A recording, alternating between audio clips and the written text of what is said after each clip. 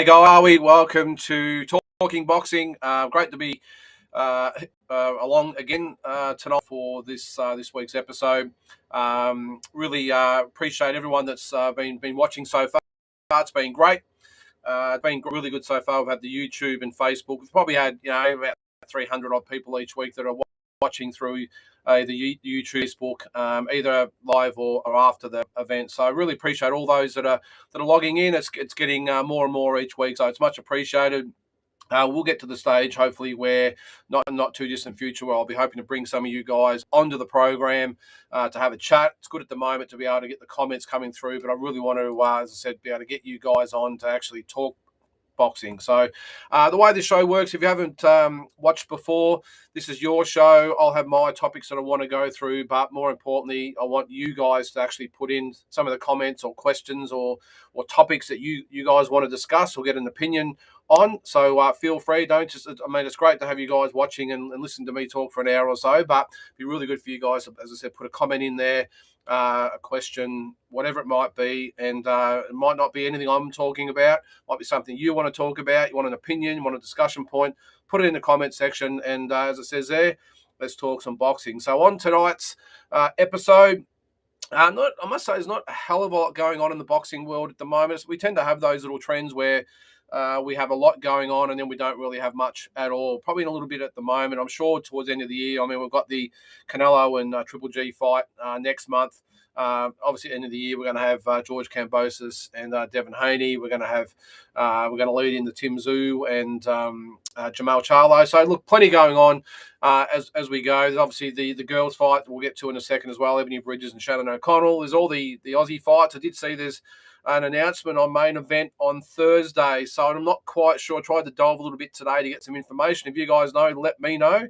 There's an announcement on Tuesday. Normally, I've got a bit of a heads up about what's happening with all these shows, but I must admit it popped up today, and I wasn't quite sure what it actually was. So if you guys know, as I said, by all means, chuck it in the comment section there. Tonight I'll get my little stuff there. So I'm going to talk just quickly an update on Ebony Bridges, Shannon O'Connell, a little bit going on there. The Commonwealth Games review, we want to go over the results. It was a great tournament for the Aussie boxers. We've got a little bit of I suppose you'd call it a talking points. Normally we do that on a Thursday night or Friday morning when it comes out, but I've got a little bit of discussion point. It'd be interesting to hear your opinion. I've got the international news. We've got some news on Devin Haney that doesn't include George Kambosos, Ryan Garcia, Tank Davis, the circus that's going on with that. A little bit about Alexander Usyk, Jake Paul, all the usual. So we'll go over that. But my main topic tonight, unless we can find some other stuff to talk about, I'm going to give you my 10 favourite fighters of all time. Now, we've all got our favourites. I'm not saying this is the best fighters of all time. I'm just saying they're my own personal favourites. So what I want to do is go through the 10. I'll start at number 10 and finish at number 1. I want you guys to comment on the fighters as well. And then at the end of it, I want to hear who your favourite fighters are and what do you think of my list, because there will be a few little surprises in there. It's funny because when it comes to favourite fighters, you can have a favourite fighter for a whole lot of different reasons. They don't necessarily have to be the greatest fighters of all time, just the fighters who you admire, respect, and maybe model yourself on, whatever it might be. But these are my 10. I'm going to go over that a bit later as well. Of course, for the boxing schedule, as I said, not a hell going on at the moment, but there's a couple of shows coming up that we'll go over, and hopefully, as I said, one of you guys out there know what's the announcement is on main event on Thursday, which I'm assuming is the next No Limit pay-per-view. I know there's been some talk about Nikita Tszyu maybe coming to Melbourne, or No Limit coming to Melbourne, and Nikita being for that, or maybe Shannon O'Connell, who knows?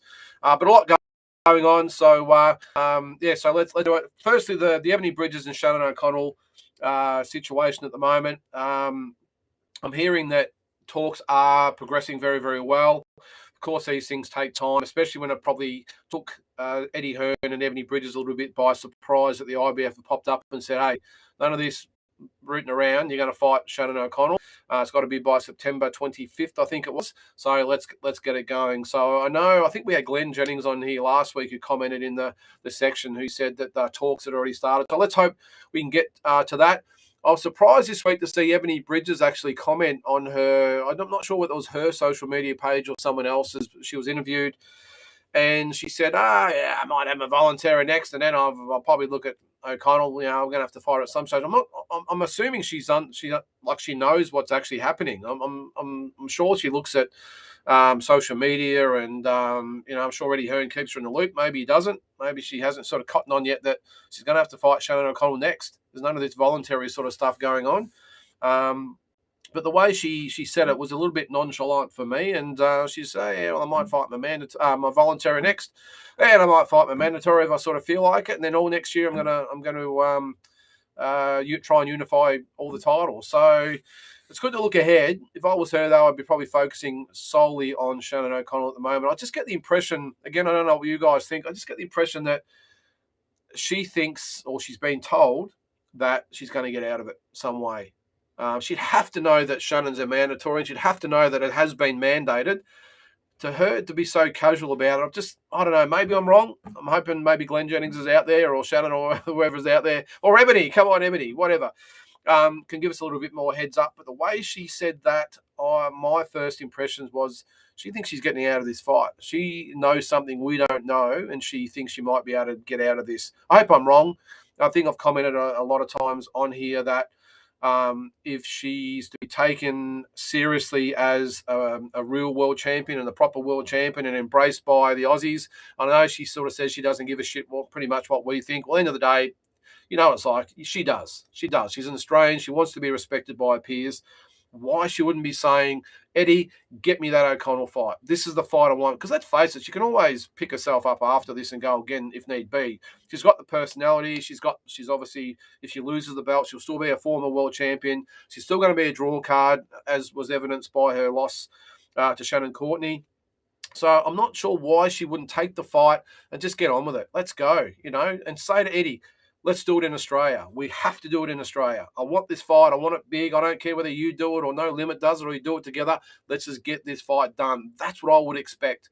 And I would hope behind closed doors that's what she's saying. But as I said, by those comments that I saw and the attitude that I saw her on that little interview that she did, I think for some unknown reason she has been told, or she's under the impression that she's going to slip through the cracks, and she's going to get out of it. So we'll see anyway. So again, guys, if you guys have got any comments or whatever, let me know. But that's where it stands at the moment. I don't think they have to fight by September 25th. I'm not sure. They just have to come to an agreement, or maybe it's the other way around. Maybe they've got to get it done pretty soon so they can fight then the next month. I know Shannon's already in training. She's ready to go.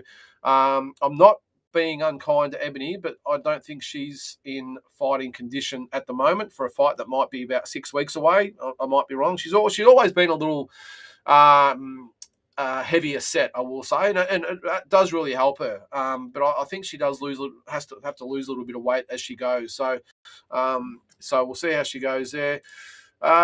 Jack Dilks, welcome to the party. Jack, look at the George Kambosos model, clean up your backyard for the sake of it, and then bounce overseas. Don't know why she wouldn't want it just to shut all of us up. Mate, 100%, that's what I just said. Why wouldn't she just want the fight just to get on with it? She might say she doesn't care what we think, but she always says to the fans out there after her fights, get this up ya. So, yeah, I don't know. I hope I'm wrong about the body language and what I sort of saw from what she said about not fighting Shannon next. So we'll see.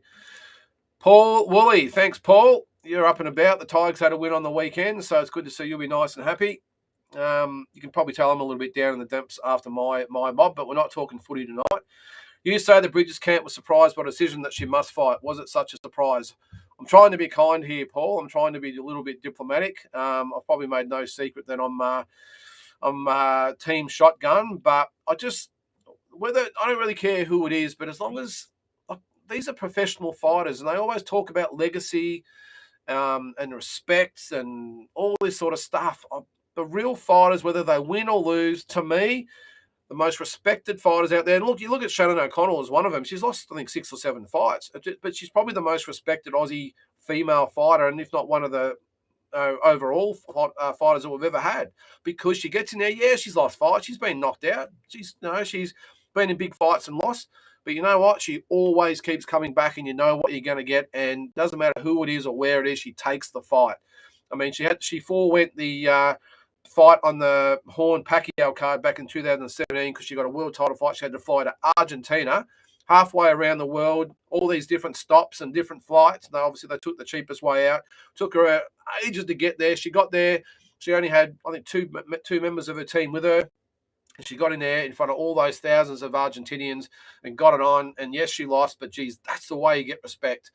And like her or not, you've got to respect her. And I just want Ebony Bridges just to get away from how many likes you got on friggin' social media and how many followers and all that sort of bullshit that you've got, and what outfit you're wearing at the next weigh in. Get away from all that crap. If you want to be respected as a fighter, not just an Aussie fighter or female fighter, as a fighter in general, then fight Shannon O'Connell. Ross, yes, the HP crew are in tonight. Yeah, so if you don't know the HP crew, Hosking Promotions, that was my promotion. We've got Jack and Paul and, of course, yourself, Ross, all on. So thanks very much, guys. I'll probably have my mum and that on and then my wife on in a minute just to get a few questions going. But it's all good. Thanks very much for tuning in, guys. Andy there, what is there? Hi, Lyndon in chat. Risk versus reward. Might be looking at the risk. 100%, mate. I think I think that's exactly what she's looking at. I don't know why. As I said, I mean, take the fight. You lose the fight, big deal. You get a good payday. You've lost the title. People do it. Look at Canelo. He lost his fight. He didn't sit around and cry and whinge. He dusted himself off and said, right, well, I'm going to go again. I know Canelo's a little bit different. But I just don't understand the logic. I really don't, about why she's trying to get out of it. She shouldn't be saying, well, I think I'll take my voluntary and then I think I might fight Shannon. It should be, stuff the voluntary. I'm going for Shannon O'Connell. She's what the fans want, so she's what the fans are going to get. That's the way I would like to see it. I'm pretty sure I speak for all the Aussie fans, and not just Aussie fans, boxing fans out there that want to see this fight. And the thing about it is what's been great is that you look at the social media in Australia in the last few weeks, Boxing, Australian Boxing Central, before the fight, just saturated with news stories and clips and quotes and comments and about this fight. I mean, that's a massive achievement for female boxing in this country. So we have to capitalise on it. And Ebony, if you care about the Australian public at all, then let's get it. Yeah, looks like Roscoe. Yes, that's my wife, Tara. Thanks, Tara. I'll get my mum here in a minute. Jack, St Kilda Town Hall in November. If you don't know, that's where we used to do our shows. I think St Kilda Town Hall is now being used or looked at by a few different promoters in Melbourne at the moment. I think Wildfighter might be doing the next one there. And I'm pretty sure Tasman Fighters might be looking to come down and maybe look at St Kilda as well. But we'll see. So no room for HP anymore, guys. Sorry. It is all over. There's no room for us anymore. There's plenty of promoters out there doing a great job. So good luck to them.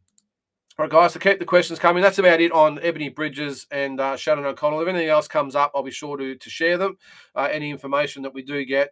But maybe, look, who knows, maybe that's what they're going to announce on Thursday. I don't think so because normally, as I said, I get a little bit of a heads up from somebody in the know. But this week, I just don't know. The other thing, let's get on to the Commonwealth Games. Now, we ended up getting 2 silver medals and 3 bronze medals. I'm going to just quickly go through the results, all the team members, and then we'll get into the international stuff as well. So, first of all, we had Billy Poking Horn. All right, so we've got a question there. What have we got? Stephen. Hey, Steve, thanks very much, mate. I can't see. I get these ones text to me, so I really appreciate that, Steve. Anything you want to know, been a big supporter from day one, I must admit, from back in the day and with the promotions and everything. So thanks, Stephen Ladd. So keep the questions coming there. All right, so let's look at Billy Poking Horn. He was the first one. He had a second round stoppage over Rosselli from the Seychelles. He was then beaten 4-1 by Joshua Tukum Amabwa, I think it is, from Uganda. So he was eliminated. Next up, we had Charlie Sr. He had a 5-0 win over, I think that might be Nauru, Kristen Amron from Nauru. Correct me if I'm wrong. He then lost 3-2 Canadian, Kiama Ali El Medetta, I think it was. So he was out. Next up was Christy Harris. Been around a long time, Christy Harris. She's been in the Victorian team for probably about 10 or 12 years now, and I think this might be her second Commonwealth Games, but she lost to Carly McNall of Northern Ireland. Very, very strong country in the boxing is Northern Ireland. So she was beaten by Carly McNall 3-2, so she was out. We also had Billy Mcallister. He was beaten by Jerome Ennis Jam. Jamaica. Jerome Ennis from Jamaica. So Billy was beaten 2-3. He was a 75 kilo rep, so he was out. Next up was Taya Ahmed, 67 kilos, beaten by Mervyn Clare 5-0. So Taya was out. Next up was Kay Scott. Now, she ended up winning a silver medal. Fantastic effort by Kay. She's been around a long time as well. I think she might be 35 or 30. She might be 38. But she beat Zanab Keita 5-0. Excuse me. In the 70 kilo division in her first fight. She then beat. Let's have a look. She did win another fight. I have got it here somewhere. Where is it? She won the night before. There it is. Alcinda Helena Pungwan. She won 4-1. And then in the final, she was beaten. She was stopped in the second round by a very, very good fighter in Rosie Eccles from Wales. So that was Kay Scott. The next one up was Caitlin Parker.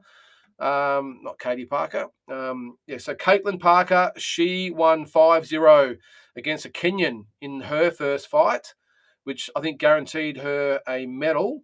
She then was beaten by the Canadian, Tamara Thibault, I think it is, Canadian. She was beaten 5-0. So Caitlin Parker was out. She was in the 75 kilo division. I think she'll turn pro. She'd make a pretty good pro, I think.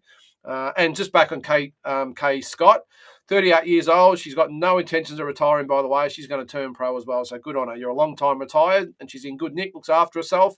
So I'm sure she'll be fine. Next up, Callum Peters. Really like this kid. He had an RSC in his first fight over Desmond Court Amsterdam of Guyana. When was his next fight? He then won 5-0 over the South African, Simiki Bongo, it was. In the semis, actually that might have been the semis for him. Then he lost in the finals to the Scots. Scots are really good in the amateurs as well. Sam Hickey, he lost 3-2. A little bit unlucky from what I've seen. Finished really strongly. I think there was, I saw too, one of the judges, out of the 5 judges, 4 judges gave it to Callum Peters. The other judge gave it to Sam Hickey, unfortunately. And that one judge giving the last round to Sam Hickey cost Callum Peters a gold medal. So we touched on it the other day. I'm going to go over in a sec with Alex Winwood, how sometimes incompetent officials can just do so much damage. Looking at the last round, there's no way in hell Hickey won the last round. Callum Peters won it, and that one judge who gave the last round to Hickey cost Callum Peters a gold medal. But what I really liked about the kid, I will say, afterwards, there was no whinging, no complaining, no tearing up. It was just like, okay, well, that's the way it is. I did my best. I'm only 19 years of age, so I'm going to go again, go to the Olympics, and then he'll probably turn pro as well. So really, really good kid there, Callum Peters. I hope I haven't missed anyone here. We had Alex Winwood. Now, Alex Winwood, I think he won his first fight, if I can find here. No, maybe he didn't. Maybe that was his first fight. Well, he won. I know in the fight he won the first round. He got chinned in the second round in the first 15 seconds by this Zambian. Great shot. And if you haven't seen our review of it, if that's what you can call it, look at our last week's Boxing Deep Dive show. It's on YouTube at the moment. Let's just say Tassie had his say. I had my say in a little bit more controlled environment. But he was dropped. He got up. I'm not even going to say male or female. It was a female referee, but it doesn't really matter. It was the act of the referee. As I get myself back into focus here. Alex was dropped. He got up. 2 seconds, the count was, and she waved it off without even looking at his face. Didn't allow him to make any attempt to get up, and waved it off without giving that 8 count. So that's what can just really destroy the psyche of young boxers. So he took it in his stride. He messaged us after that, thanked us for covering it on the show. And he'll be back, but really disappointed for the young fella, because look, it was a great shot, but the referee to not even look at his face, to not even give him the 8 count, not even just give him an attempt to get up. Because you got to remember, when the fighter gets up, you can tell straight away whether he's there or he's not. Now, he got up, he was clear, you could see he done what every boxer is instructed to do, by the way. And if you haven't been in the boxing ring, you might not know, but every boxer, every half-decent trainer instructs the boxer, when you get up, take a breath, look towards the corner to acknowledge that you're all right, wait for the count, take the full 8 count, and then away you go. Now, he probably got up a little bit, I won't say too quick. He got up at 2. So it was 1, it was 2. He got up, you can see he walked back to the corner. His legs were fine, his eyes were fine, but she didn't even look in his eyes. And your 8 count is there to determine whether you are fit to continue or you're not fit to continue. He was 100% fit to continue, and she destroyed his tournament. Luckily, as I said, he took it in stride. He took it as a learning experience, which is great. And I did comment last week, I don't care whether you're a male or female. It doesn't matter if you're an official. Just learn to do your job. And it's easy to throw rocks at her because she's a female. I'm not doing that at all. It'd be the same as if it was a male. It was purely incompetent refereeing, and I would really hope that, and I'm sure it did, they would analyse that fight afterwards, because I'm assuming the Aussies would have protested, or at least had a please explain, that there would have been some sort of mediation, and she would learn from it as well. Excuse me too if I'm cutting out a little bit there, guys. Looks like I've got a bit of a connection issue. Hopefully you can still hear me there. It will come good, hopefully. But I'll continue to talk if you can't see me. But yeah, it just does irreparable damage to some fighters. Now, the other fighters in that was Eduardo Kumi, Eddie Kumi. He had an RSC, or a stoppage, over Japheth Alton. Let's just hope you can hear me there, guys. I'm hoping you can. Comment in there if you can hear me, guys. I don't think the picture's real great, but we'll see how we go. Hopefully I'm back now. Can you hear me? Good. All right. The other one was Eddie Kwame. He won his first fight by stoppage. He was then beaten 5-0 by Lewis Williams from England. Very, very tough country, England. They normally win the boxing. Very, very a great amateur program. They always have. The Aussies have probably had to play catch up over the years, but the English team have always had a very, very, very good amateur program, and you can see that by the results, because they always tend to clean up in the boxing. So effort to him anyway. Now the other one was, I did say, Tina Rami lost 5-0 to another English woman. I think it is there. That was 57 kilos. Samania Toussaint. So again, England getting the... actually, no, that was the other way around. Tina Rami beat England. So sorry, I'll take that back. 5-0. Sorry about that. And then she lost to the Nigerian 4-1 after that. Sorry, I was reading off a whole list here. Then I'll get to your questions in a second. And the other one, into the finals. I think that was about it. I think I've covered every single one there. So end of the day, it was 2 silvers, Kay Scott and Callum Peters. Great job, guys. 3 bronzes, Caitlin Parker, Tina Rami and Eddie Kwame all won bronze medals. So good luck to those guys. Fantastic effort. I want to bring something up. I'll just get to a couple of comments before I bring up another point. With boxing looking like it's going to get axed from the Olympics, if you're an amateur, what are you looking to achieve? Obviously, if you was a big goal to go to the Olympics. Well, Jack, when you're an amateur boxer and you get into boxing, the Olympics, that is it. That is it. I know, look, some guys or girls take up boxing for different reasons, but any serious boxer, it's the Olympic Games, and that is it. The Commonwealth Games as well, of course. I remember when I started boxing, it was Olympics, Commonwealth Games, World Championships, all that sort of stuff. It was that or bust. I was lucky enough to do that myself, but obviously a lot of people don't. But with it being axed from the Olympics, I think, and I'm very, very fearful that a lot of the amateur programs will lose funding for starters. So that's going to be a massive disadvantage for amateur boxing in this country. So that's the main thing. Why are they going to get funding if they're not an Olympic sport? The government will just pull it out and give it to some other sport. They'll give it to bloody beach basketball, beach volleyball, or BMX riding, or golf, or something, or hire a few extra masseurs for the swimming team or the athletics team or whatever. But that's my biggest fear, Jack. I think not only will the government funding get pulled, I think the what do you got, the desire, whatever it might be, for young boxers to turn pro, to go to the Olympics will be gone, and it'll all be about just getting fights under your belt as an apprenticeship and then turning pro, and that will be a real tragedy. Because look, I know I'm one of a very, very small percentage of people that have had the honour of representing my country at the Olympic Games, whether that be Australia, England, America, whatever it might be. I was very, very fortunate. Yes, I worked my ass off, so I'm not going to say I'm blessed because I worked bloody hard to get there. But all I can say is that walking into the Olympic Stadium in front of 80,000 fans in the Australian outfit, even now sends shivers up my spine. To walk out there with the team, I remember Andrew Gaze had the flag, walking beside all the the swimmers and the athletes you see on on all the previous games, and then to see the crowd and the Aussie section with the Aussie flags going and everyone wanting, what's the days before selfies, I must admit. It was 96. So and 98 in the Commonwealth Games, so we didn't really have the mobile phones back then. But just to see the response from the crowd and how proud I was as an Australian athlete, and to be proud of all the work that I'd done, to not have that ability now to be able to do that, I really feel for the prospective fighters out there. And I know it's hard to explain to people, but there's nothing more I suppose that makes you more proud and emotional, whatever it might be, to walk out for your home country. And you just have to see the reaction of the people that do walk out.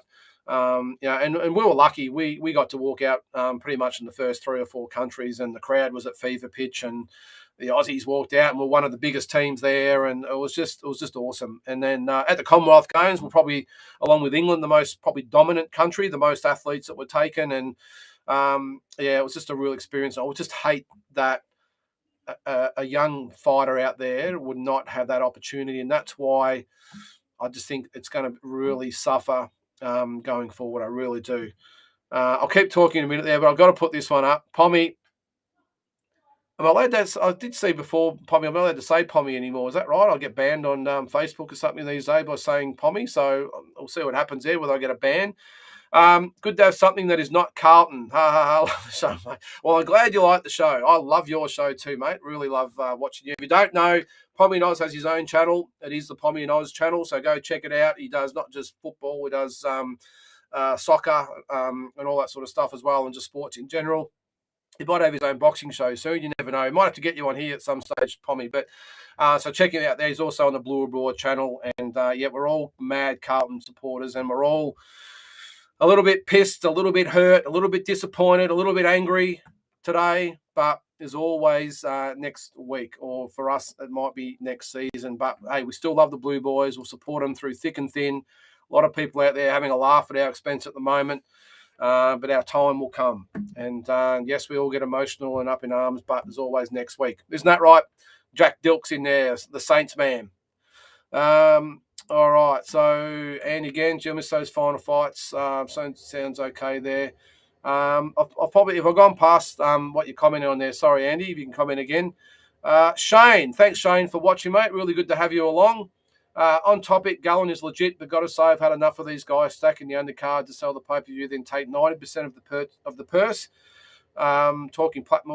Talking platforms as if Tim and the like wouldn't have gone on. Yeah, I agree, mate. I mean, I have heard Gallen say a couple of times that, thanks to me, that Tim Zoo got his platform. You really think he needed you to get a platform, Paul? It's great that you got a lot of other guys, young guys on there, but I don't know if you guys agree, but my opinion is hey, it's good to get him on the card, but I think all those extra fans that they've got on because of Paul Gallen to watch him fight, now you can say, hey, look at all these young kids that got on the undercard. Mate, do you really reckon any of those people that are probably non-boxing fans, that are league fans, that have bought that pay-per-view because of Gallen, are really going to remember the names or who was on the undercard of that event? No, they probably actually won't actually log into start watching until 20 minutes before the main event anyway. So, as I said, it's great to have probably the money to maybe get these guys a little bit better opponents. But as far as the exposure goes, I just think that's a farce. I really do. I think it's a myth that getting these young guys on a Paul Gallen event or another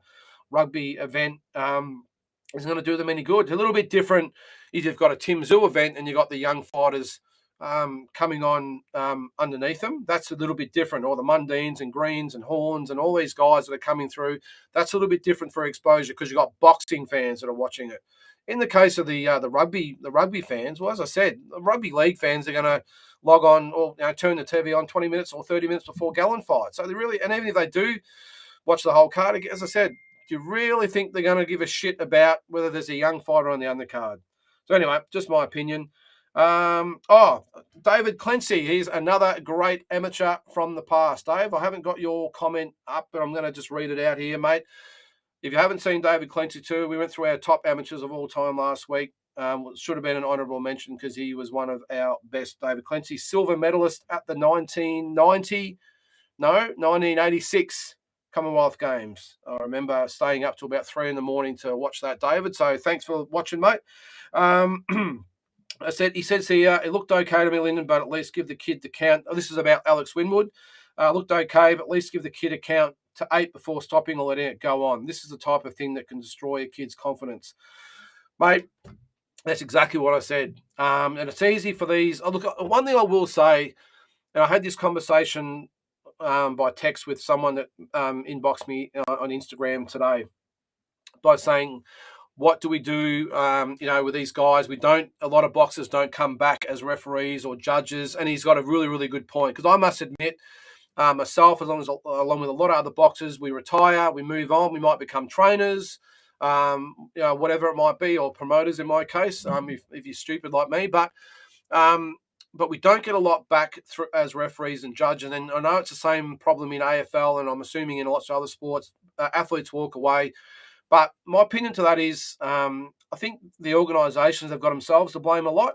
I must admit, I've never had anyone from Boxing Australia call me and say, hey, would you be interested in maybe doing a coach's course? Not a coach's course, a referee and judge's course.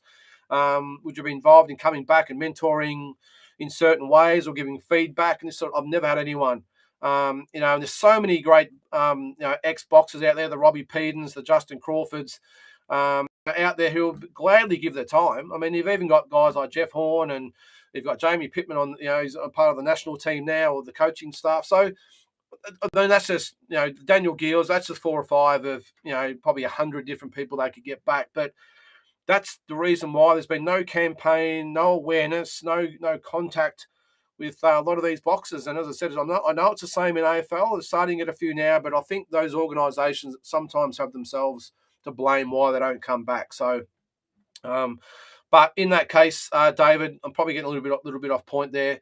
The lady that refereed it, no fault to her. She probably doesn't know, but at the end of the day, she hasn't been trained properly, and she's got to be held to account. So that's what's it? Yes, Stephen Ladd. Yep, Dave Best Gallardi at the Commonwealth Games. Remember fight. Yep. But yeah, as I said, in that situation there, I'm hoping that she would have been educated. She would have seen the fight. There would have been feedback from the officials about, hey, this is what happened here. If you're going to be a referee at this level, then this is the way you have to be, or at the level. I know all the AFL and soccer and all that have to be held to account as well. So boxing has to be the same. I did make the comment, now one day they want to kick it out of the Olympics. I hope it doesn't happen. I really do, because that would just be tragic. Actually, just on that, Shane again, no explanation needed. My son and nephew are devastated. Not may have made the team, but to not have the opportunity. Well, you think about it, Shane. If your son and nephew, regardless of what level they're at the moment, you've got to have a goal. You can't succeed in anything if you haven't got the initial goal. When I first walked into the gym, I remember telling my trainer I wanted to be heavyweight champion of the world. I know it seems ridiculous to say that. I must admit, to his credit, he didn't laugh. He didn't laugh at all. He said, oh, well, you better get to work then. Now, that's probably some kid. But I had the goal. And once reality set in, it was about the Olympics and Commonwealth Games and World Championships. And yes, I might not have got the results that I was after in all those, but I achieved it, which I'll be forever proud of. But at least I had the carrot at the end there. I had it sitting out there, and I had a goal. I had a reason to get up and run at 6 o'clock in the morning. I had a reason to train 6 days a week. I had a reason to not party and all the rest of all the other things. And I know, any elite athletes out there will tell you the same thing. But for me, at least I had something at the end of it to go towards. And for a young boy or girl or whoever it might be to say, I want to take up amateur boxing, what's the end game? Well, Australian Championships. Geez, with how competitive that it is in Australia for sports. I mean, boxing's way down the pecking order. There's probably 15 other sports that are probably more popular than boxing that do have Olympics and Commonwealth Games and World Championships and whatever. And even AFL that don't have that, they have their own, obviously, elite competitions, the biggest sport in Australia. And you see, soccer and basketball and all these sports that are so much above it in everyday life. Then throw in the Olympic and Commonwealth Games sports as well. Geez, I just can't see what these guys and girls do. And then you throw in MMA as well, or other combat sports. Geez, if these guys love to fight, are you letting them to be boxers? Would you let them go off and chase the UFC, for instance? I don't know, but it's just tragic. I hope it's not the case. I really do. Excuse me. I really hope it's not the case because, as I said, I was very, very lucky, and I'm sure I'm the same as all the other Olympians and Commonwealth Games athletes, and I'm sure I can speak for them to say that's what kept them going. That's what kept them going. And boxing is not one of those sports, as they say, don't play boxing. You don't get to hang out with your mates every week. You don't get to have a beer afterwards, or sometimes you do, I suppose. But it's not a real fun sport to do. It's hard work. There's no one else but you in there. The only one that can save you in there is either your cornerman or the referee. You have a bad day, you get knocked out. In football or soccer, yep, you lose badly on the scoreboard. In boxing, you get knocked out or stopped or hurt or whatever it might be, or maybe something a little bit more serious. But it's a tough sport to take up. So much has to go in it. It is, in my opinion, I know I'm biased, but for me, it is the toughest sport in the world. For the amount of work that has to go into it, even at amateur level, it is a tough sport, and only the strong survive. And unfortunately, if you haven't done the work in boxing, then you get found out under the bright lights. If you don't do the work in footy or soccer or something, well, there goes the hammy.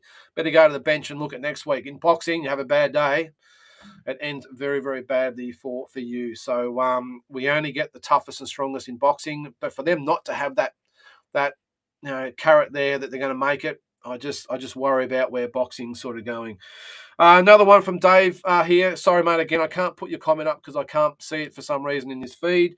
If you guys have got an opinion, put it in there too, guys. I'd love to hear your feedback. Again, I can talk all night here, but I love your feedback. And it's great to have someone like David Clancy here as well, who's won a silver medal at the Commonwealth Games, commenting. Would love to be involved in any capacity, mate, but when I get charged into the fights after putting bums on seats for my sport for many years, it's a big kick in the guts. If I was asked to become a referee or judge, I'd seriously consider it. Well, there you go.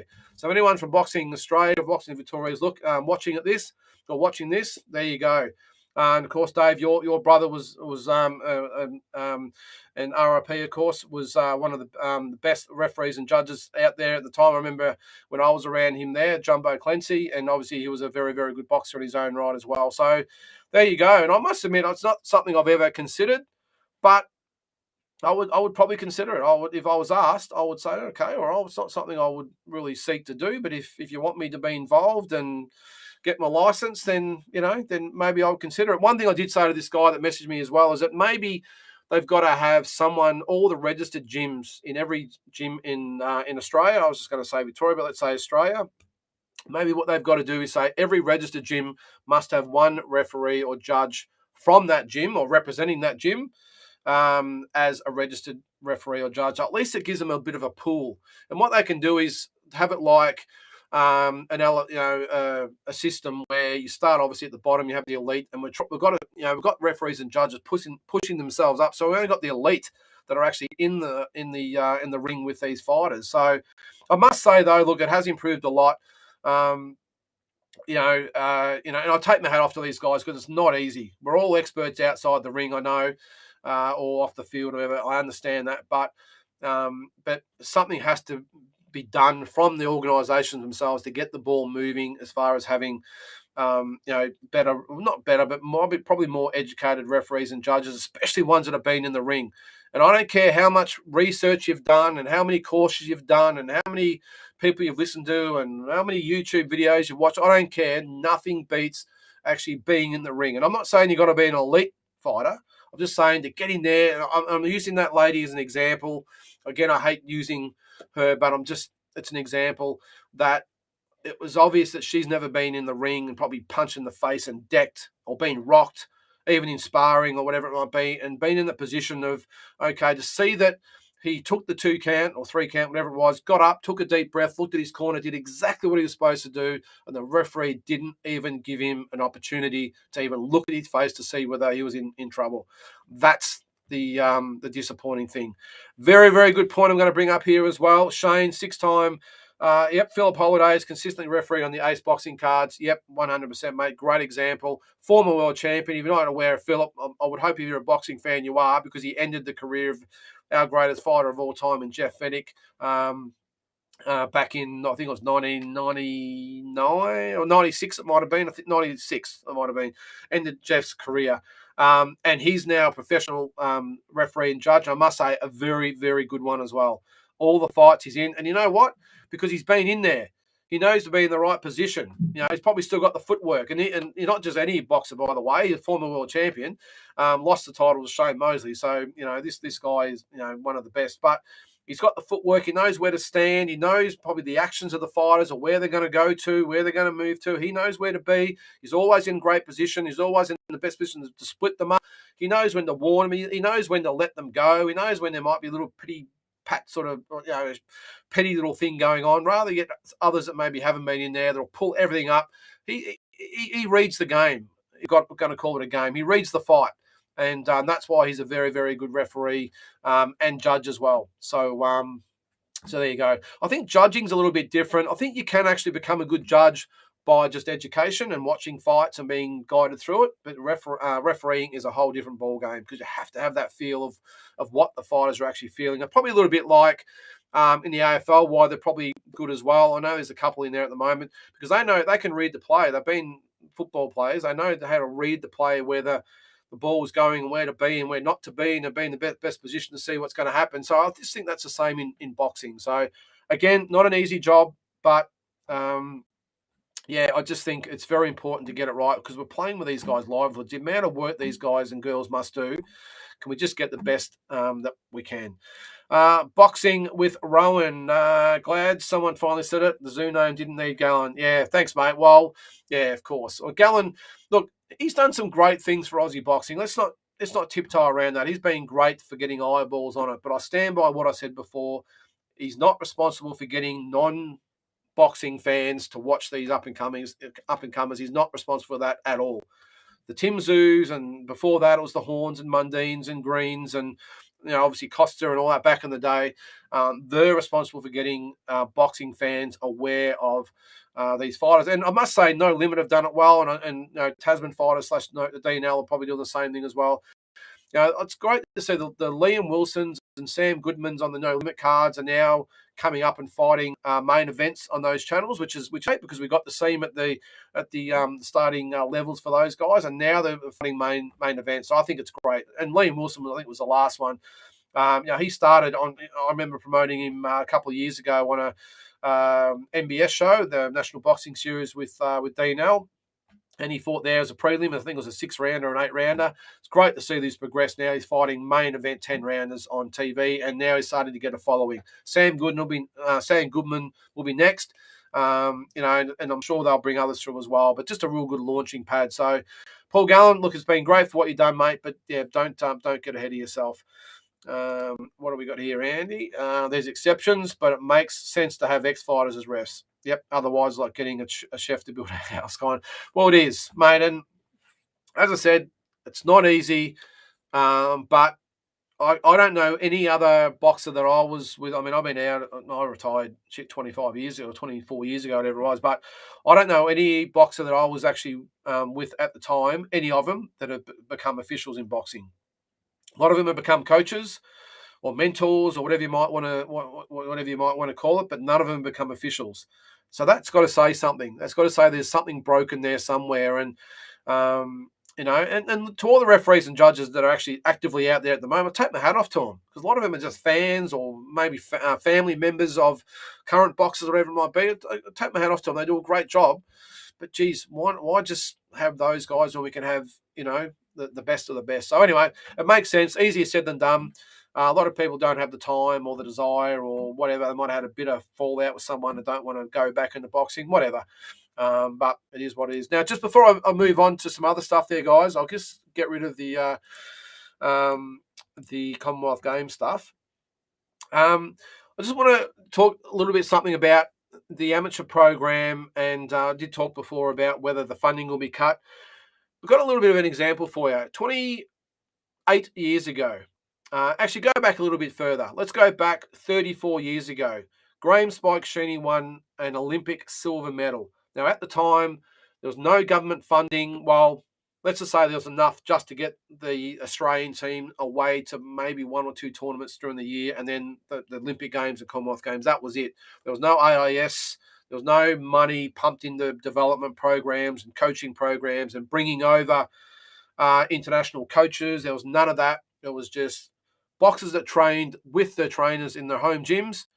And I've been there, and I'll tell you a bit my story in a sec, where they literally met at the airport to get on a plane. Most of the times it was in Sydney. That's where all the international flights used to go from at the time.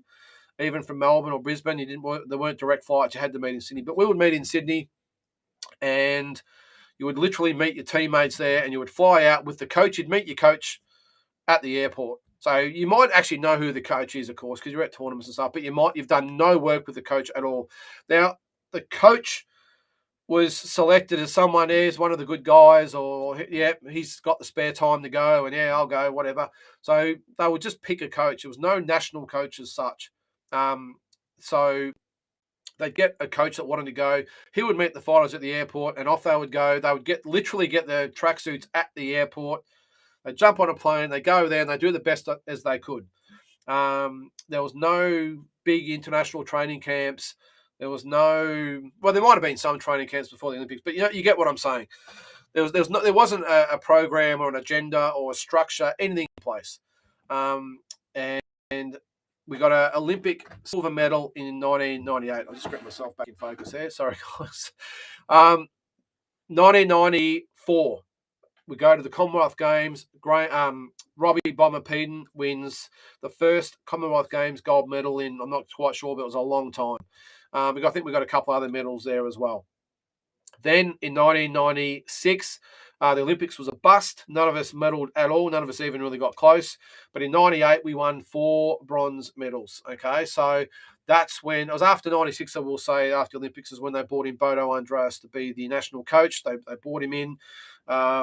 And they got the AIS program going, which was great, and that was the start of what's supposedly been the elite fighter program. Now, that was 96. Fast forward 26 years later, and we got 2 silver medals and 3 bronzes. And now that's 26 years after they brought the national coach in, after we had a Commonwealth Games gold medal. I think there was 2 or 3 bronze medals as well. And in 98, we got 4 bronze medals. So fast forward to these days. I know we got 2 golds at the last Commonwealth Games, but does that show maybe somewhere the amateur program might not be working as well as we might have expected either, which is, again, affected funding and everything else. So that's just the point. And you look at someone like a Robbie Peden, he messaged me today because I said I was going to talk about it. He, along with Richie Rolls, trained in a little tin shed up in Queensland under the tutelage of Robbie Peden's dad. Good enough to win a Commonwealth Games gold medal, and get to the quarterfinals at the Olympic Games. Richie won a bronze medal as well. So what I'm trying to say is, I'm not quite sure whether the program has worked to the full extent as it might have anyway. I know now they've got Jamie Pittman, I think, has been elevated to one of the main positions, which I think it's a great idea too for Jamie. I know they saw Kevin Smith in there. He's over there. So, great to see Sam Brizzy as well, I will say, at one of the national coaches at the Commonwealth Games as well. And Shara, I'm not quite sure of her last name, guys, forgive me, who's a female coach as well. So we've got the foundations there, but have we actually progressed? You see progression in a lot of the other sports, constantly winning medals. I just would have thought after we got what was it, 2002? Again, backtrack a little bit. We got 3 or 4 gold medals. To think that 20 years later we haven't been able to win a gold medal, are we just treading water? What's happening? Because we don't seem to be progressing. I understand all the other countries in there: Canada, England, Ireland, Scotland. They're all they're all in the mix as well, and they're improving. But I would think that the bare minimum of success for an Aussie boxing team these days at the Commonwealth Games would be 2 to 3 gold medals minimum. And the thing, we've got females as well now. I was just talking about males, 2 to 3 gold medals, because you would think that Australia, Canada, and England would probably share the majority of golds, and you throw in a Scotland or an Ireland or maybe someone else as well. We're still not there. We didn't win any gold, which is which is a real worry for me. 2006, yep, Steve, yep, we got 2 gold and 2 and a bronze. Yep, we did. Sorry, we did. But what I'm getting at is that we've been a little bit up and down, I suppose. Yep, we've won a couple of golds, then we win no golds, then we win a couple, and then we win none. What I'm trying to say is that we would think that when the program got brought in, where I suppose we got all this government funding, we got government paid trips overseas, we had full-time athletes at the AIS. We had all these different events to go to. We brought in these international coaches that had success at other teams, and to think that 20 odd years later, we're not getting any golds at all. I just think it's a little bit disappointing. And I know sometimes you get a really good group of fighters come through, and others maybe not. But I just wonder where the amateur program is at the moment when, we didn't get 1 gold medal. I think the bare minimum should be at least 2 gold medal, I would think, maybe with the males, and maybe one gold medal with the females. But who knows? Again, easier said than done. What do we got there again, Andy? Good question. Can you explain the change up in style with that national coach again, please? Well, if you've got all night, I'll go into it, mate. I'll just quickly recap. Now, when Bodo came in, I suppose to rewind, I'm doing that a lot tonight.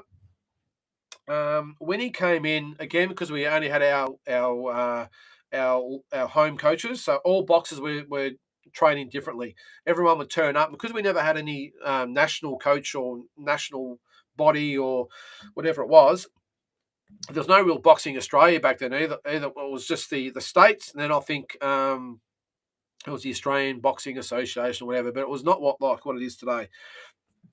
So anyway, everyone just did their own thing. There was no coach. Excuse me. Bodo came in and pretty much lined up the whole team on his first day. I was there. Justin Crawford was there. I think Hussein was there. There was, I'm not sure whether Bomber was there, Bomber Peen, but Richard Rolls.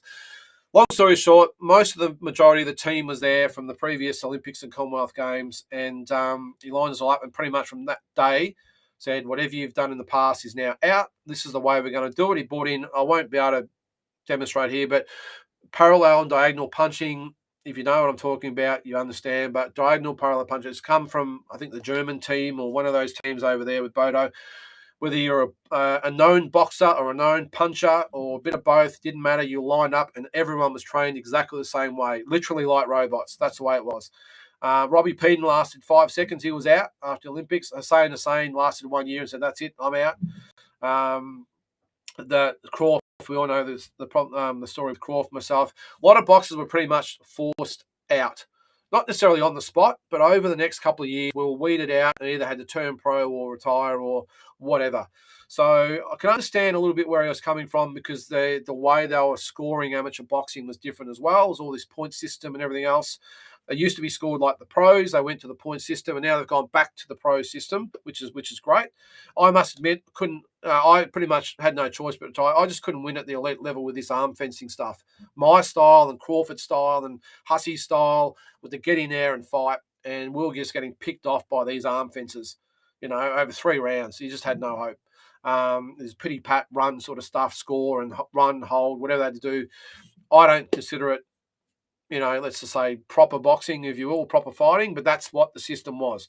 So we were all expected to do that. As I said, some others said, nah, too hard. I gave it a go, tried my best to do it, was more confused than ever, so it just didn't work for me. But since then, this is why I'm saying about the results maybe not being what they were, because I've had 20 odd years to have that same style that whole way. I think actually Bodo was out 2 or 3 years ago.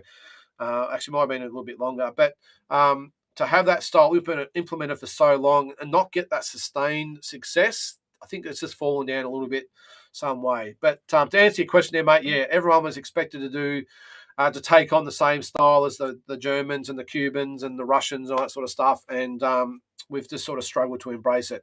The only one I've seen that I think that's really has done very well with it is Harry Garside. I think he really embraced that style and was able to get it more than any other amateur boxer that I've seen over the journey. And obviously he got the gold medal and he's doing great things as a pro. So anyway, look, I won't bore you with all night, I suppose, but it's look for me. That's why Stephen just said yes, white collar boxing. It almost is because.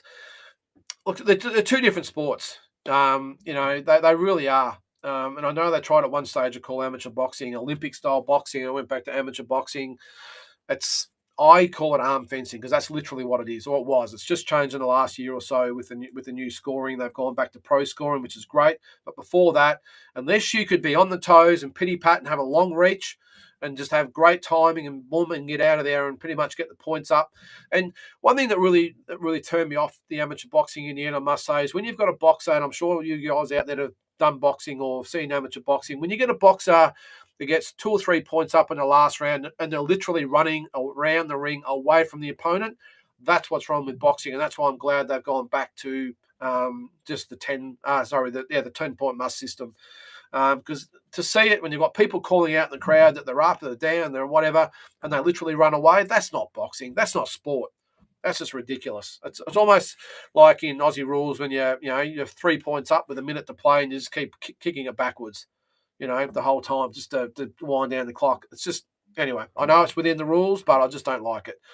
So I hope I've answered that question, guys. But Robbie sent me a message today and said, hey, bruz, as he does, and mate, 20 by 20 shed in a tin shed in the outback of Queensland with one other fighter, with Richie, his dad, and they managed to get a gold and a bronze at the same Commonwealth Games. And we've got all this funding and facilities and all that now and coaching, and we can't seem to get consistent results, I will say. I'll prove that by saying consistent results. Anyway, guys, just a little bit of the world news before we get into my top 10 of all time. I don't want to keep you all night. Devin Haney, Vasily Lomachenko. Now, they're talking about Haney's already talking like he's past George. I hope that's not the case. That's obviously happening in October. He's looking to fight Vasily Lomachenko early 2023 if he beats George. What do you think about that? Do you think he has a chance to beat Vasily Lomachenko? I don't think so, but it just goes to show what the sort of thinking of George. I think George will put up a better effort this time. Well, not a better effort, a better performance. I think he'll be a little bit better schooled and a little bit better coached, hopefully, and have a little bit better game plan. So hopefully it's a little bit more even than what it was. But they're already talking now that, if Haney beats George in October, it's the 16th, I think, here in Australia, that he will fight Lomachenko in early 2023. I think they're talking about February, March. I think they were talking about. So, yeah, very, very interesting. And I'll just put this just to quickly go back. Yes, Bomber, he is the man. He rang me today. I always love when he gives me a call because he's still full of beans. I don't think he's seen a gym in quite a while, let's just say. But, mate, he is the best. He's a great guy, does great things, and really, really good guy is Bomber. And as you would have seen last week, my number one Australian amateur of all time. Great fight will be Haney and Lomachenko. Again, I think Lomachenko wins. Who do you guys think wins? So put in the comments there. But I think Lomachenko gets the job done. The other one I see is apparently Ryan Garcia, Tank Davis, Oscar De La Hoya. So that's it. I'm out. I can't get anyone to talk to. I'm sick of trying to call and talking to a message bank. I don't know who to talk to, who to call, who to negotiate with. So he's apparently moving on, and he's got the sights set on Teofimo Lopez. So that's an interesting one. He's got his eyes set. I think he fights this weekend, Teofimo Lopez. If he gets past that, Oscar De La Hoya is going to try and get that fight made, which is interesting. I think that's just as good a fight as what the Tank Davis fight would be, if you ask me. So we'll see. Now, it's all come down to networks, and I don't know. It's probably come down to who walks out first and who gets the first name on the poster, which is just complete bullshit. But that's the sort of the petty shit that goes on behind closed doors at that level. So apparently Oscar said, that is it. I'm walking away for the time being, and we're going to target Teofimo Lopez if we can get through this fight. So, yeah, thoughts on that, guys? The other one is a little bit of a carrot put out there from Tyson Fury, and I think he's done this on purpose, by the way. We all know the Usyk-Joshua fights, not this weekend, the weekend after. Of course, all the focuses on that. So, of course, he's taken a bit of liberty to get his name out there. He's said that he's open to fighting Usyk if he beats Joshua. I think if Joshua wins, that fight gets done regardless. But he has said that if Usyk wins, that he could be open to fighting him in early 2023. I don't know. I just think he just wants to put a fly in the ointment of Eddie Hearn's time in the sun, or in the spotlight, I would think. So take it with a grain of salt. My personal opinion is that he would only come back for Anthony Joshua. That's my opinion. I think if Usyk beats him again, you will see no fight. I think that'll be it for Usyk. Getting back to Bomber, very surprisingly relative unknown. Yep, I had someone comment actually on YouTube. It sort of broke my heart a little bit. I'll get to that comment in a sec from Dave Clancy. That they went to his fight in 2005 when he beat Nate Campbell for the IBF Junior Lightweight title. And I must admit, I didn't go to the fight. I think I might have been overseas. I can't remember, but I didn't go. And it broke his heart because he had ringside seats and there was no crowd. It was a really piss-poor crowd. I think it might be a little bit different these days in the age of social media and all that sort of stuff, and pay-per-views and online streaming and the media. The no limits are around these days, and the DNLs are around these days. We didn't sort of have that back then. But that sort of does break your heart, and it is really disappointing that Bomber is so relatively unknown. I mean, you ask even the most casual boxing fans about Bomber, and unfortunately, a lot of them won't know him, and that's tragic. Look, a little bit of it's his own doing, I will say. He spent his whole career in the States, which was great for his development and everything over there, but probably didn't go well for him. When he had his first ever fight in Australia was in Melbourne at Vodafone Arena, which is Rod Laver Arena. And he beat Campbell there. So you can probably understand that, completely unknown in Australia, but just, it's a tragedy. But all those in boxing knows who Bomber is, of course, being amateur or pro, one of the best we've produced. And we've got so much time for Bomber. He's a great man. Dave Clancy says Loma will school Haney in his opinion. Yep, I think so too, Dave. I think he gets the job done. I just think to beat Loma, you've got to have a little bit of go in you. I mean, Haney's he's a great boxer.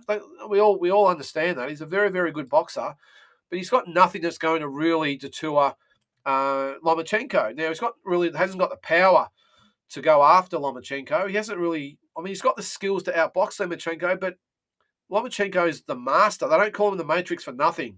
So I don't think he's got the boxing skills to outbox Lomachenko. I don't think he's got the punching power to really make Loma uncomfortable. And I just think you'd probably find that Lomachenko coming forward would do what George was unable to do when they fought, to put the pressure on.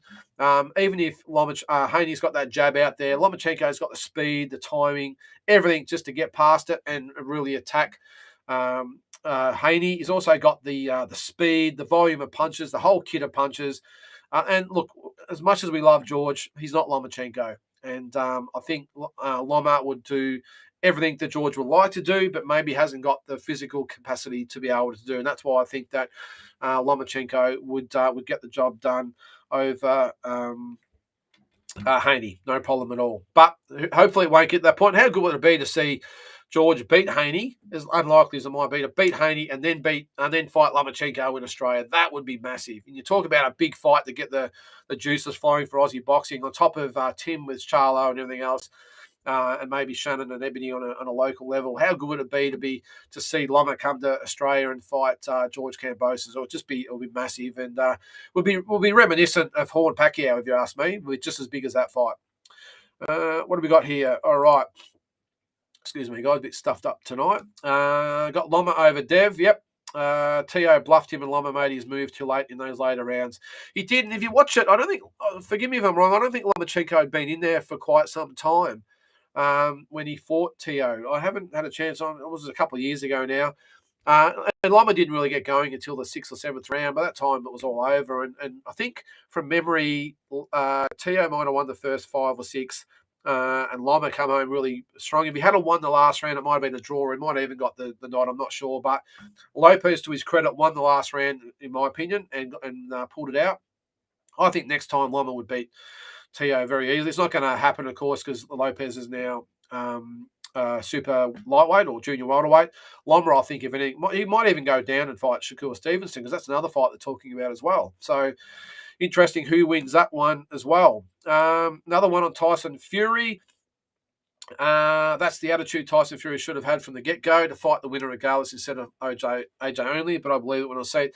Yeah, look, we all love Tyson, don't we? But I think everyone knows where he stands, and I know he likes to play games and all that sort of stuff. But, yeah, I just think, to sort of come out straight away and say Tyson, for Tyson to say, I'm going to fight AJ definitely, and then if the money's right, I might consider fighting Usyk. So we'll see what happens. But he's a character, Tyson, and that's why we love him.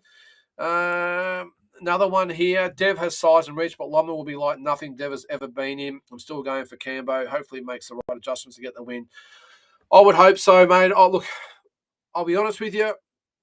I don't think George can win the fight with the same training team that he had, or coaching team that he had in the first fight. I think he's got to bring someone else in for a different perspective. I think you got to remember he had Mick Akaway for the Lopez fight. Not to say that he would have been the difference, but I think you need a little bit of variation in coaching input. And I just think that he was lacking a little bit in the last fight in that area. So I think unless he gets some additions to his team, I'm not quite sure he can do it. But yeah, we'll see. And Loma, yeah, he had the shoulder injury versus Tio. He certainly did, mate. He certainly did. So who knows? But they're not going to fight again, so I suppose we'll never know. But, that's a good thing about Loma as a champion. Just picked himself up. He had a little bit of a break, got himself right and come back, had a comeback win. He's going to fight again at the end of the year as well. So, he's back, and that's what champions do. Loma, old and rusty, in my opinion. I wouldn't say he's old, mate. James, I think that's a little bit harsh to say Loma's old, but he was definitely rusty. Definitely rusty for sure. There's no doubting that he was rusty. And I think if they had a fought again, maybe 6 months later, it would have been a different ball game. But again, as I said, we'll never know. Now, what do you think of this, guys? Jake Paul. Now, obviously, we're not going to go into the whole circus of what happened with Rahim, but did you see that? I read today that the undercard fighters is paid out 50%, which is, I think, is great, because normally a fight show gets cancelled and sorry, guys, bad luck.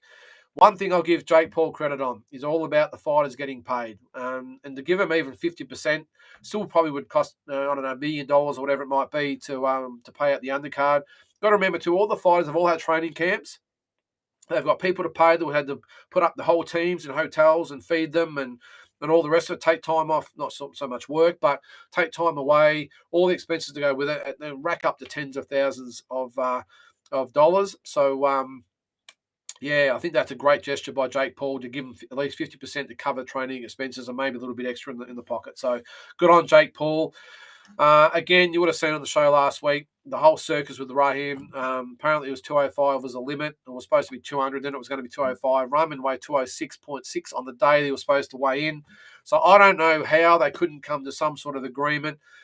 There's a conspiracy theory out there that Jake Paul pretty much didn't want him to make weight, so he could pretty much pull the rug out in the contract and say I wanted to fight him, but he didn't meet the criteria. I don't know. I don't care.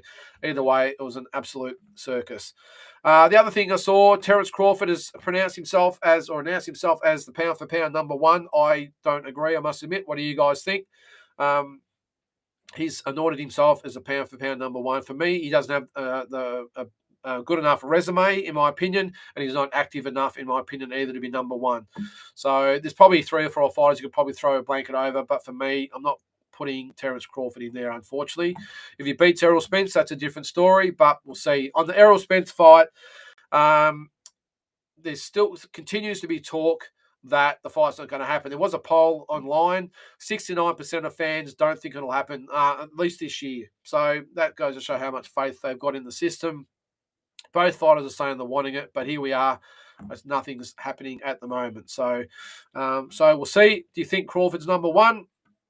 Excuse me. And he doesn't think so. He thinks Usyk's number one. Yeah, I don't know.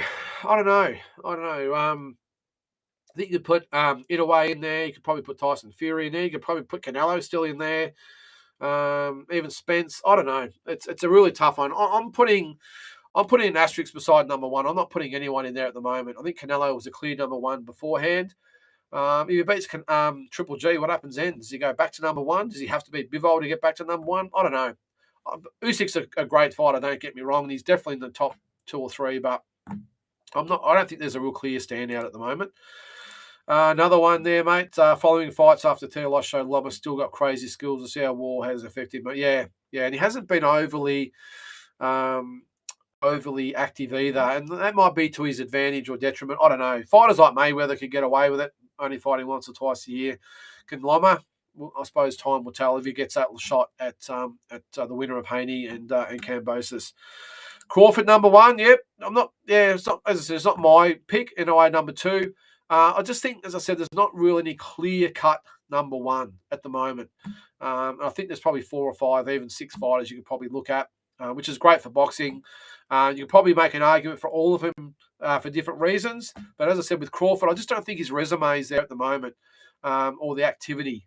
He needs that. He needs the Spence win. He really does. This is his Leonard to Hearns, or Hearns to Leonard, however you want to say it. This is what that fight stands for. So until he beats Spence, I'm not quite sure I can put him in that number top 2, James, but I appreciate your opinion. You're entitled to it. For me, I just want to see him fight Spence first and then reserve judgment. Usyk number 1 because the amount of champs he beat in their own backyards. Yeah, true definition of world champion. Yeah, mate, spot on. Beat Joshua.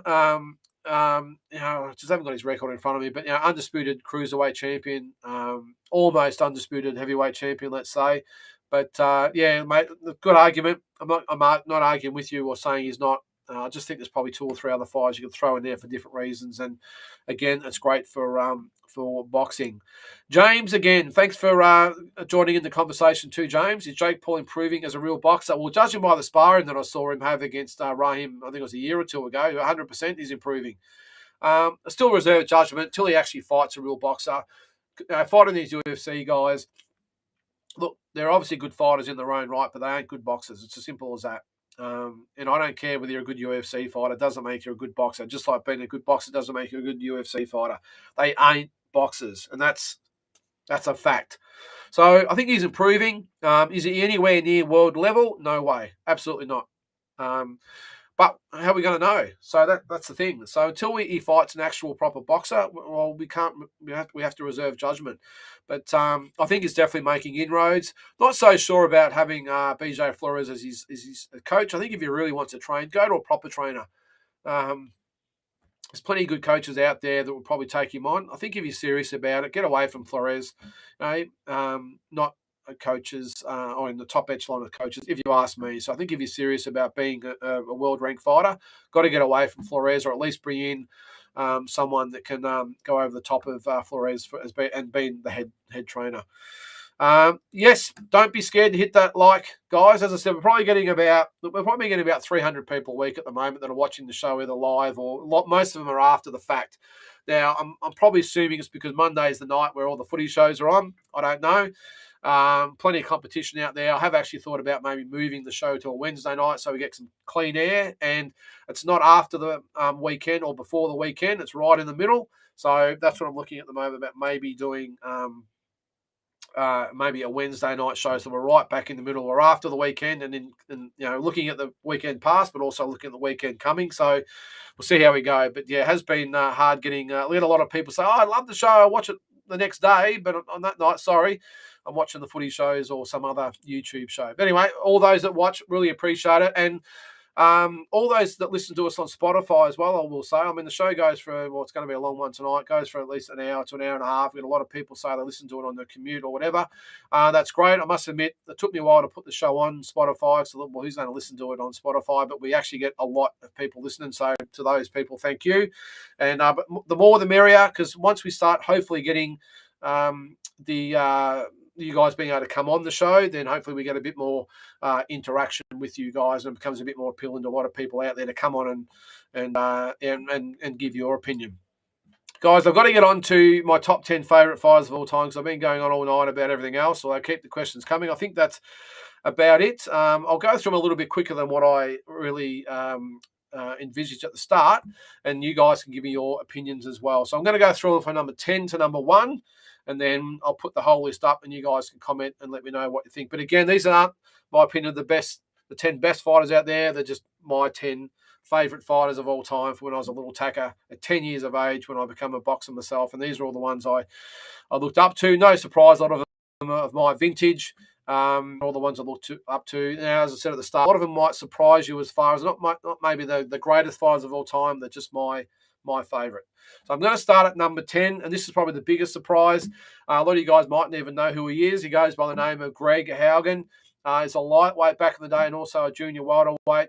Tough as nails. Wasn't the most skilled fighter in the world, but he fought anyone and everyone. He fought Hector Camacho. Actually gave Hector Camacho his first loss. He fought Pernell Whitaker. He fought Vinny Pazienza. He fought Julio Cesar Chavez in front of 130,000 Mexicans, if you will, at a stadium in Mexico City. So got so much admiration for him. He was tough. He retired Boom Boom Mancini. Just one of those guys I said that turned up. He fought anyone, anywhere, anytime. He fought, as I said, Chavez in Mexico. He fought Pazienza in Rhode Island. Just a true warrior. Not the most gifted fighter. If you even listen to Jeff Fennick, he gave Jeff some great sparring over the years as well. And I just had so much admiration for Greg Horn back in the day. And so he was one of my favourite fighters. In this instance, comes in at number 10. Let us know if you know of Greg Haugen as well, and what you thought of him in the comments there. But he was my number 10. My number 9, probably no surprise here, Costa Tszyu. Costa came in, he won his world title about 7 years after I retired. It must have been probably the first 10 years after I retired. I was more of a casual fan. I watched the big fights, but didn't really get into as hardcore as we are these days into it. But I love Costa. Really brought boxing back in Australia, and even the world back then. He was a phenomenon back then. Again, fought anyone, anywhere, anytime, and unified the title. And I don't really have to explain why we all love Costa Tszyu. He was awesome. Number 8 for me was Iron Mike Tyson. Now, for me, back in 1985, he turned pro. And so I was an 11 or 12-year-old kid at the time. And if you're only familiar, sort of, Mike, in hindsight, you got to remember when he came onto the scene, there was a real lull in the heavyweight division. And the heavyweight division needs a strong division. The boxing needs a strong heavyweight division. And when Mike Tyson hit the scene, you've never seen anything like it. And you can't compare Mayweather or Pacquiao or Canelo or even De La Hoya to the buzz and the eyeballs that this guy brought to the sport. Now, back then there was no Foxtel or Main Event. You had to go to the pubs and clubs to watch Tyson fight. They were absolutely packed. All the Australian media, I'm just talking Australia, not the world here, was reported it. It was all over the news. Everything about here, and the atmosphere at the fights. Everyone was buzzed in. Everyone was locked into the fight, and celebrities there, and you never know what you're going to get with him. And he was just destroying everyone. And he went on that run in 86, 87, 88, where he was absolutely untouchable. He was an absolute wrecking ball. And for what he did for boxing back then, I know a lot of people might remember him more later in his career. Take it from me, don't judge him on fights against Lennox Lewis and a few of the other fights he had later in his career. Even against Evander Holyfield, I think he was pretty much shot then, although he was probably still good enough to beat Holyfield. Holyfield obviously got the win, but those 3 or 4 years of peak Tyson, and even though he was only in his early 20s, when he left Freddie Roach, that's when it all fell over for him. That's when he lost all focus. He was never as fit or as mentally strong ever again. And unfortunately, he was pretty much the best of him behind him at about 23, 24 years of age. So you just got to wonder if he had stayed focused and on track with Kevin Rooney. Sorry, I say Kevin Rooney, for all those years, what he could have achieved. Because as I said, in that 86, 87, 88, he was an absolute wrecking ball. And yes, the fight was a good Tyson fight, James. It was, but that again was after he was at his peak mentally and physically, if you ask me. Yep, I knew you meant both of them, mate. Number 7, this is another one that might surprise you, but it's another heavyweight. It's Larry Holmes. Now, I've got so much respect for Larry Holmes. So underappreciated in history. Oh, hang on, I've got Stephen that asking if he fought Freddie Roach. Greg Haugen, he might have actually, mate, because Freddie was around back then, and he fought all those good fighters. I think he fought. I think you might be right. I think Greg Haugen might have stopped him actually, but yeah. But Freddie Roach fought a lot of those older guys, all good guys back in the day. So yeah, Larry Holmes, as I said, got so much respect for Larry. It sort of always got to me that he was never recognised and given as much respect as he should have been. I know he'll tell you all about it. If you watch his interviews, he was always felt he was underappreciated as well. But he fought all the best heavyweights of his era, probably pre-Tyson times. Tyson obviously took his spot, but I remember him fighting Cooney and Witherspoon, Ronaldo Snipes, and Bone Crusher Smith, and all those guys back then. He fought anyone and everyone. Ken Norton, Ernie Shavers, you name it, he fought them. And he fought everyone. It didn't, and he cleaned out the division. It's just unfortunate. He got the 48-0. He lost in the 49th fight to Michael Spinks. I thought he was ripped off in the rematch. Came back and got knocked out by Tyson. But to think that he actually came back was 4 years later and beat Ray Mercer to get 2 more cracks at the world title says something about him. But I had so much time for Larry Holmes. I just think back to the first big fight I ever seen was I was an 8 or 9 year old at the time. I still remember it, sitting in front of the TV watching Holmes Cooney. And unlike a lot of fans out there, I was actually barracking for Larry Holmes. I thought he was great. So just a very underrated fighter. So Larry Holmes at number 7. I'll just take a drink here, guys. It's been a lot of talking tonight. All right, let's get into number 6, Lester Ellis. Now, this is another one back in the day. Again, no surprise. We love the Aussie fighters. I remember watching, again, I was, might have been 11, I think. And this young kid, he had a moustache, 19 years of age he was, but he had the moustache, he had the bowl cut hairdo and everything else.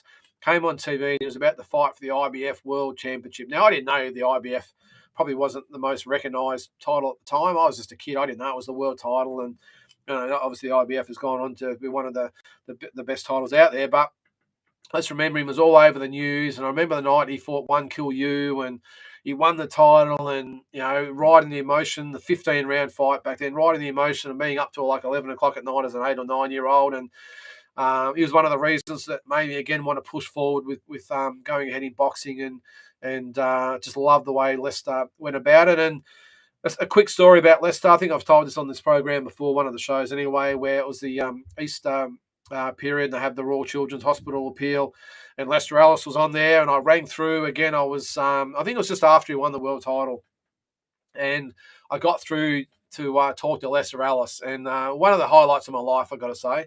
And he got on there, and I still remember. He said, "How are you, buddy?" And he was talked away, and I could see him walking around on TV there, and really, as an 8 or 9 year old, sorry, not 8 or 9, that was Holmes. Sorry, I was about 11. Sorry, 11-year-old kid. It just meant so much to me as a young kid growing up, and to talk to Lester, my hero at the time. And so much respect for what he did in his career. I only regret with Lester, he didn't probably fulfill his potential, but so much respect for Lester. He was awesome. Number 5, Lester Ellis. Sorry, number 5. I'm looking at Lester here. Hector Camacho. Sorry, it's been a long show. Hector Macho Camacho. Now, I used to love Hector Camacho, the Macho Man. He had that style and he was explosive and he was, he loved it. He's probably the Floyd Mayweather of his time as far as the appeal. I just think how popular he would have been in the social media age and the big pay-per-views and all that sort of stuff. Probably, I don't think he probably fulfilled his potential in the end. He got beat by De La Hoya and Whitaker and Chavez and everything else. But I just love watching Hector Camacho. And as I said, I loved his character. And my nickname when I was a kid was Macho because a lot of people thought I looked like him as a young kid. But yeah, I used to love Hector Camacho. So he was number 5. Number 4, probably top 4 of a lot of people out there, Roberto Duran, the Hands of Stone. How could you not love Roberto Duran? I've had the pleasure of meeting Duran a couple of times at expos and when he was in Australia for the Horn Pacquiao fight. But how could you not love Roberto Duran? How can we forget the fights with Leonard Hearns? And I remember watching him fight Thomas Hearns. It broke my heart when he got dropped or KO'd by Hearns in the second round. But I remember him fighting Davey Moore. I remember after he fought Iran Barkley, and what a performance that was. And just fought anyone and everyone. And yeah, he lost a few, but won a few. The fight against Hagler was great. And I just think his whole fighting style and that look in his eyes, he was a killer. He really was a killer, was Roberto Duran. So the Hands of Stone, we love Duran. Paul, interested to see where Vinny Paz fits in there. Well, we're getting to him, Paul. What about number 3? Julio Cesar Chavez. Again, another one of my time. And I was lucky enough to meet Julio Cesar Chavez. Well, I'll call it meet. A quick story about that. I've been lucky enough to meet a few of these guys. I've been to expos before, and Julio Cesar Chavez has been there, and you got to wait like an hour to meet him, and he charges, like $100 or $200 for an autograph and a photo and all this sort of stuff. But the line is still 100 long. But I've seen him there. I've never paid the money. I never actually met him and whatever else. I couldn't be bothered standing in line for an hour. But saw him at all these expos and events and that sort of stuff. But again, never got to meet him. I was at the MGM Grand once, and I can't remember what fight it was for. I went to a little deli. I think I've told this story in here anyway, but I'll tell it again. Went to a little bakery or whatever it was at the MGM Grand, tucked in the corner of the middle of nowhere at the MGM Grand, getting a coffee and donut or a muffin, whatever it was. And fair income, no shit. I look beside me, and Julio Cesar Chavez is standing beside me getting a coffee and a donut at the cafe or the bakery. Now, I had to do a double take or a triple take, whatever you want to call it. And normally it's not really my style, I must admit, to want photos and all that sort of stuff. But in this instance, I was like, mate, I'm getting a photo here. He wasn't overly impressed about it, I've got to say. He's there obviously getting a coffee. Probably gets harassed everywhere he went. But yeah, he was there, and I was not taking no for an answer. But he got the photo. I can't even remember who took the photo because I was there by myself. He was there by himself. I chucked the photo, whoever was there, or the phone. They took the photo. I've still got it somewhere. And as I said, let's just say, wasn't the highlight of his day, but it was definitely the highlight of my day. And I got a photo with the great Julio Cesar Chavez. So if you can believe that, just in a little bakery in the middle of nowhere at the MGM Grand, met Julio Cesar Chavez. So there you go. Number 2, Paul, to answer your question, this is the Pazman, Vinny Pazienza, the Tasmanian Devil, whatever you want to call him. Now, he's probably not, again, the most gifted fighter of all time, but for me, he was just my absolute hero growing up. I love the way he went about it. I even modelled in the amateurs the way I dressed. Back then, you didn't have to have the red outfit and the blue outfit. You could pretty much wear whatever you want. I think you might have had the singlet, but underneath that, you could wear whatever trunks and boots and all that you wanted to wear. I modelled my outfit on Vinny Pazienza. I wore one red boot and one blue boot at the time, and colourful trunks. And I modelled because that's what he did. I think he had a black boot and a white boot on, and he did it a fair bit. But I love Vinny Pazienza. I loved his style. I loved the way he used to play up to the crowd. He used to do the big bolo punches and just loved everything about the Pazman. And again, I've mentioned on this show a couple of times. I've been very fortunate enough to meet him twice. Once was at an expo in Vegas that they have at one of the fights. I can't remember what fight it was, but I met Pazienza there. But the highlight again of all places were at the fights the night before. I think it was the Mayweather Madonna fight because my wife Tara was with me, and we're at the Hard Rock Casino, the Joint, I think they called it. And he was there with a bunch of his mates. And I remember walking to the bathroom, and I literally walked past him. I was coming one way, he was going the other way, and I did the triple take, and I went back and I said to Tara, I said, that was Vinny Pazienza. Holy shit. And she said, well, what are you waiting for? Get over. And I said, oh, no, it's not really my thing. I can't. So she pretty much said, get over there, you pussy, and go get a photo with him. And I touched him on the shoulder, or tapped him on the shoulder, and he turned around and he looked at me, and I thought, oh, shit, here we go. One of those instances where they say you should never meet your heroes. And he looked at me and he didn't really say anything. And we sort of looked at each other for a couple of seconds, and his mate sort of looked at me, and I just said, hey, Vinny, Lyndon Hosking from Australia, and great to meet you, blah, blah, blah, blah, blah. And he sort of looked at me again, and he said, and then that sort of broke the ice a little bit. And, again, he shook my hand, and we sort of got chatting a bit, and he sort of opened up as the more we spoke. And it was what was really good about it. We took the photo, and he made me get around to the other side so he could put the fist up. He's got the 5 times on his fist there, so he made me get to the right side and put the fist up. And what I really admired about him the most is that when I said, thanks, Vinny, really appreciate it, mate, and went to walk away, he actually grabbed my hand, he pulled me back. He said, mate, where you from? What are you doing here? And he listened to me talk about, my trip and what we're doing here for, and all the rest of it. And it was a really, really nice guy. And what the beauty of it was, there's no one there really. I'm not sure whether they recognised him because he was pretty inconspicuous. He's in sort of a corner there with 4 or 5 of his mates, and he really took the time and to be interested in what I was doing there. And I told him about all the fights I'd been to and all the rest of it. And he was great. He was genuinely interested in what I was saying. And I haven't got him with you. I meant to bloody grab him before I come on air, I've got to say. But I at the Hall of Fame, International Boxing Hall of Fame, I went to a couple of months ago. Actually went to a little expo. No, it wasn't an expo. It was like a swap meet sort of thing. And I bought a pair of signed Vinny Pazienza trunks off a young kid for $60. They were cleaned out from his grandpa's garage. Unfortunately, he'd passed away, and his garage was chock-a-block with boxing memorabilia and signed by all the greats over the years. So I got a pair of Vinny Pazienza signed trunks for $60, which was a pretty good find. So even if they're fake, the trunks themselves are probably worth more than anyway. So, but they got a certificate of authenticity with them. So, but yeah, so I got those, and again, I meant to bring them on to show you, but I've got Pazman trunks. But yeah, it still brings back so many great memories, Vinny Pazienza, and really loved. The way he went about it was the Pazman. Now, bring this to number 1, drum roll. Probably not going to be a big surprise to anyone out there, but it's our own Jeff Fennick. I know I'm biased because he's an Australian, but Jeff Fennick for me, my all-time favourite fighter. Oh, hang on. Tara, my wife, supported him in. There's the trunks, guys. It's sort of blanking me out there because of the background. There, can you see him there? Hang on. Can you get back there? Sorry, guys. Can you see him there? Vinny Paz. I don't know. It's probably because they're blending in there, guys. Sorry about that. But you can see there, certificate of authenticity.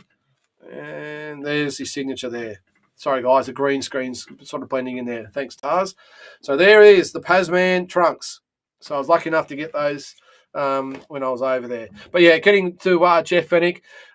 Look, obviously, he's an Aussie, so of course I'm going to be pretty biased about having Jeff in there. But I'll tell you what, he was to Australian boxing that Mike Tyson was to world boxing at the time, back in the day. I remember when he won that world title in 1985 against Satoshi Shingaki. I remember it was on Channel 9. It was actually on after Lester Ellis fought. Actually, it might have been before or after. Lester Ellis fought the same night against Rod Sequinin. Lester Ellis fought on Channel 7. And then straight afterwards was the Jeff Fennick fight on Channel 9. And back then, there was no 7, 9, and 10. You got one channel, and they got the best of everything. So that's how long ago it was, 1985. What's that, 37 years ago? So from that day, I was just such a fan. And you got to remember, Jeff fought in the 84 Olympics. This was his seventh fight, I think it was, to win a world title.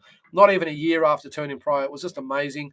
And then what I loved about him as well is that it was his whole I love his all sort of mentality. Loved Australia. He brought the whole Australian public along for the ride, and every event was massive. Again, with same as Tyson, all the Sky Channel locations, all the pubs, clubs, whatever it was packed with Jeff Fennick fans. 15,000 every single time he would get to a fight in Melbourne. I'm not sure what it was like in the state, but he really adopted Melbourne as his home, even though he was from Sydney. And as I said, got 15,000 at every single fight. And they're always the biggest ticket or the hottest ticket in town, at the time.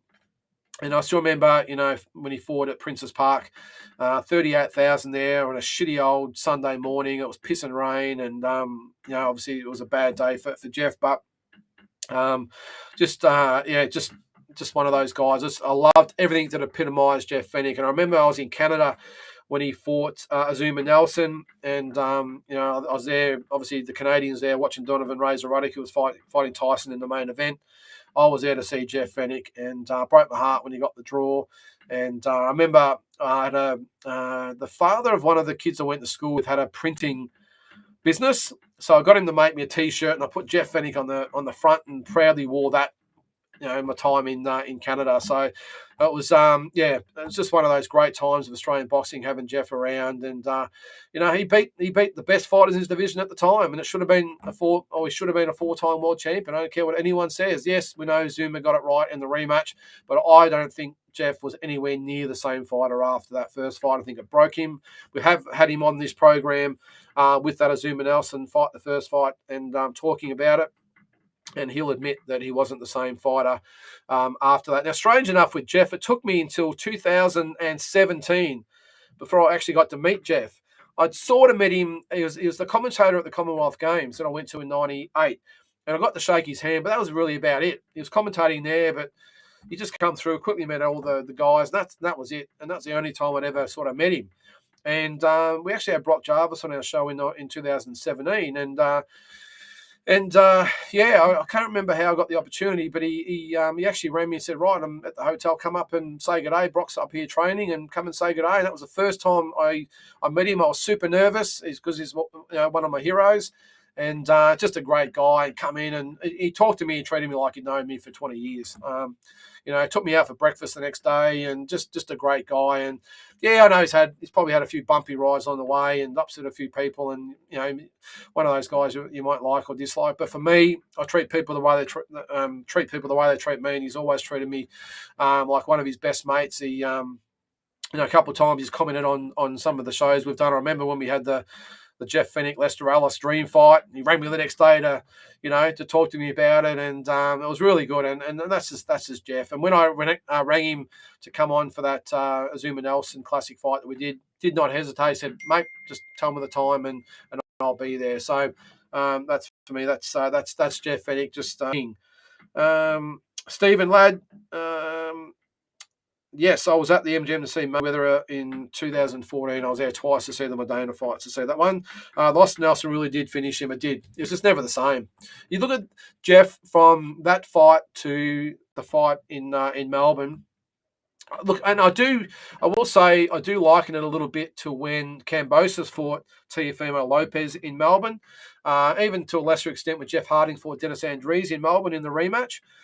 They took on so much of the promotion of the event and all the functions and all the fans and all the rest of it, because it's a little bit different in Australia to say in America. The Americans, they see this every single day, and there's so many of them over there. It sort of gets lost in the mix. They don't have the pressure that our guys do here. So I think Jeff, as I said, the same as Kambosos and Harding.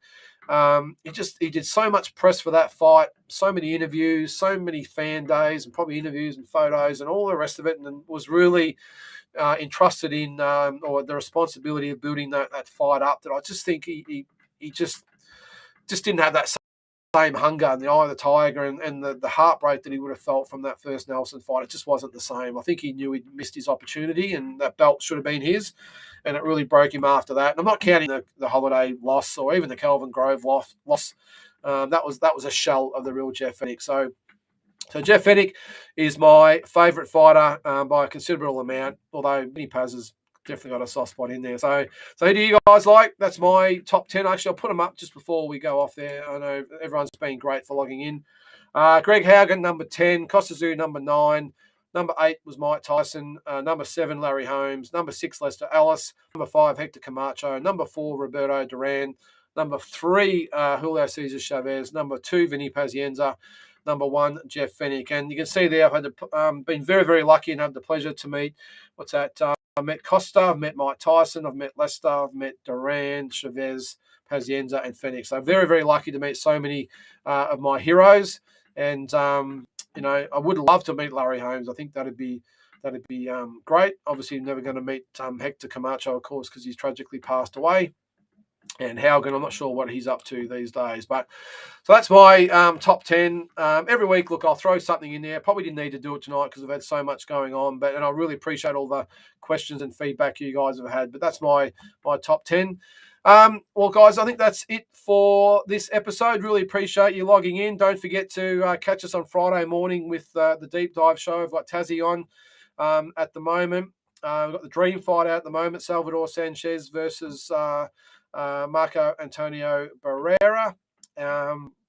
And I'm not quite sure what the classic fight last week was from memory. It's Prince Nassim Hamed and Kevin Kelly. So check that out on YouTube. There's also the big fights attended, which I've been to. There's 5 episodes out at the moment. All it is recapping all the fights I've been to in Vegas and wherever else. Just a few behind the scenes stories and little things I can tell you. But yeah, one more episode to go, which will be number 6, and maybe some more to come. I will be going to Vegas in September for the Canelo Triple G fight, number 3. So I'll be covering that as well. I'll be doing a daily show with that as well. So a daily update on that. I might have a couple of surprise guests in there as well. So I'll be doing that daily, and then I'll do a collective video of the whole thing at the end of it that I'll put on YouTube as well. So that's about it, guys. Really appreciate you guys coming on. Can't wait to hopefully get you guys on the show rather than just commenting. It'll allow you guys to take a little bit of the pressure off me with the throat of an hour 40 talking. But yeah, really appreciate everyone logging in, and hopefully we'll see you next week.